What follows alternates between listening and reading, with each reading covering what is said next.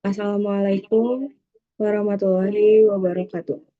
Salam, Om Swastiastu, Namo Buddhaya, salam kebajikan rahayu, salam Pancasila.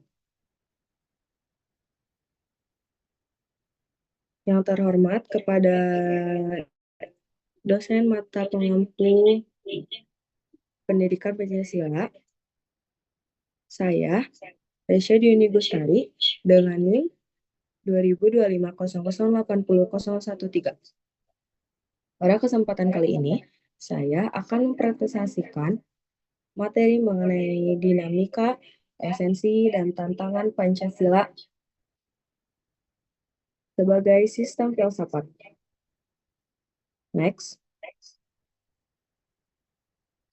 Dinamika Pancasila sebagai sistem filsafat.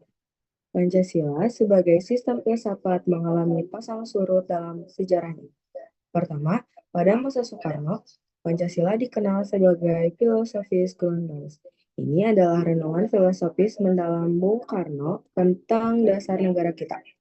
Kedua, pada masa Soeharto, kedudukan filosofis ini berkembang ke arah yang lebih praktis melalui sistem penataran P4 untuk memperkuat penghayatan warga negara. Namun, pasca reformasi, wacana ini sempat meredup hingga pada tahun 2011 Presiden Habibie mengingatkan kita kembali bahwa Pancasila jangan sampai tenggelam di tengah gegap gempita demokrasi. Next. Esensi Pancasila, sila 1 dan 2. Selanjutnya, mari kita bedah esensi atau hakikat dari sila-sila Pancasila.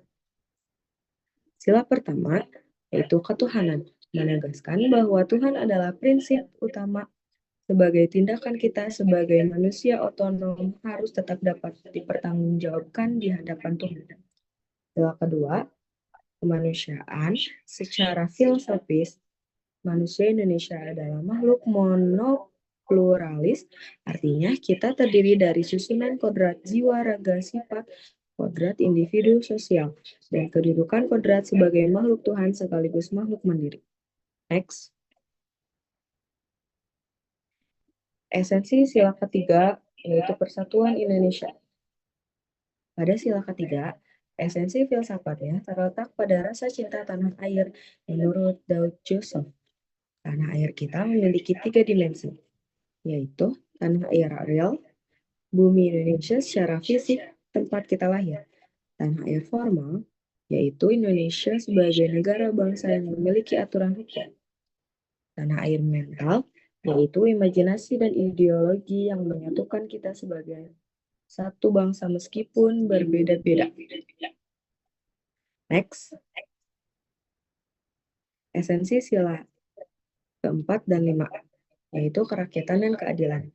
Masuk ke sila keempat dan kelima, sila keempat intinya adalah musyawarah untuk mufakat.